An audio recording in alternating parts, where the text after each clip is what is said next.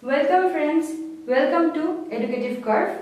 This is Somrita and today we will learn about modal auxiliary may and might. Okay. So may and might are used to denote what the action is going to happen. Okay. So it is used to denote possibility, permission, wish or prayer, purpose, remote possibility and may and might plus have. Okay. So, how can may and might be used to discuss possibility? Look at this sentence. It may rain. Okay.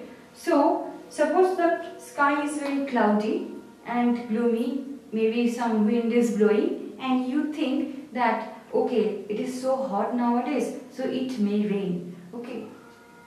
So, you are thinking of a possibility of raining. That means you cannot say for 100% truly that it will rain. It might or may not rain. But you are saying that it may rain. That means you are seeking a possibility. Think of a possibility in which it might rain. Okay? Now see. Tina said she might go there. That means she is not sure if she will be going somewhere. Okay? But she said that, okay, maybe I'll think about going there. Okay, so Tina said she might go there. Now, the reporting verb is go, right?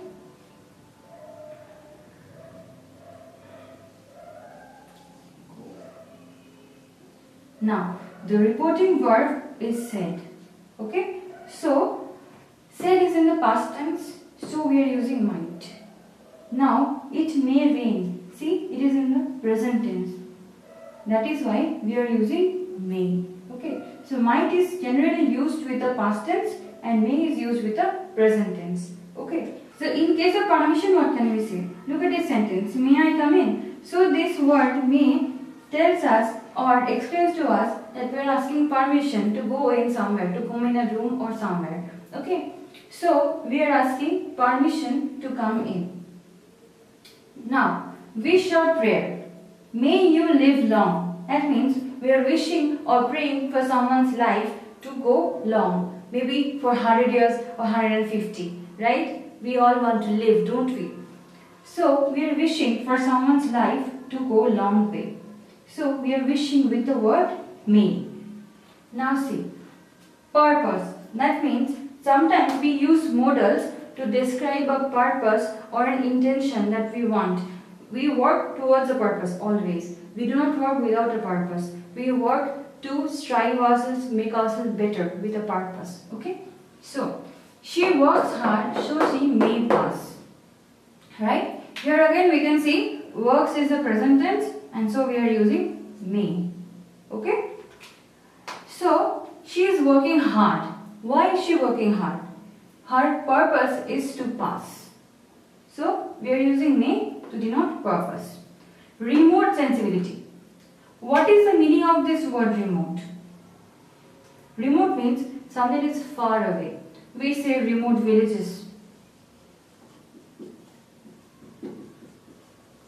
That means those villages which has no communication, no connection with the urban world or with the so-called outskirts of the village.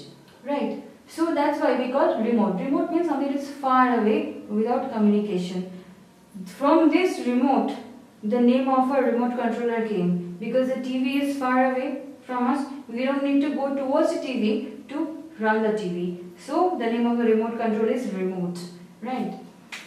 So remote possibility means something that is negative. That means something that may not happen altogether.